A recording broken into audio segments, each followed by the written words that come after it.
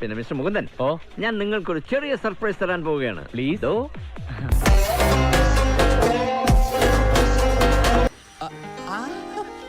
അല്ല, ഇത് എപ്പ ഇറങ്ങി? നിന്നെ കണ്ടിട്ട് കൊറേ നാളായല്ലോട്ടെ.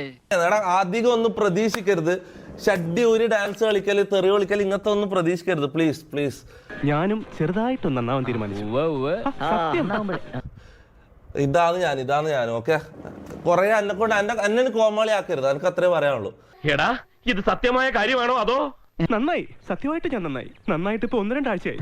എനക്കതിന് പ്രാന്തം കളി കളിക്കാൻ കഴിയില്ല. അത് ഞാൻ വിട്ട്, എനക്കതിന് കഴിയില്ല. ഓക്കെ, എനക്കൊന്നുമില്ല. ഞാൻ മറ്റേത് പോയി, മറ്റാള് പോയി, തൊപ്പിയകത്ത്.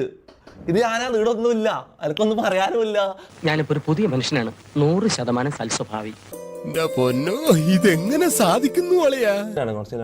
ഷസാമോ? ഞാൻ തന്നെയാ. ഓ, ഷസാമ സൂപ്പർ ചാറ്റ് ഉണ്ട്. Thank you. അയ്യേ, ഷസാമന്റെ ലൈവ് കാണുന്നുണ്ട്.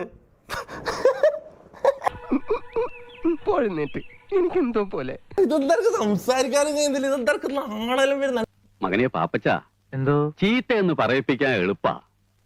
നീ ഈ നാട്ടിലെ അറിയപ്പെടുന്ന ഒരു കലാകാരനാ, വളർന്നു വരുന്നവനാ. കലാകാരന്മാരെ ഈ വട്ടക്കുഴി അച്ഛൻ എന്നും പ്രോത്സാഹിപ്പിച്ച ചരിത്രം ഉണ്ടായിട്ടുള്ളൂ.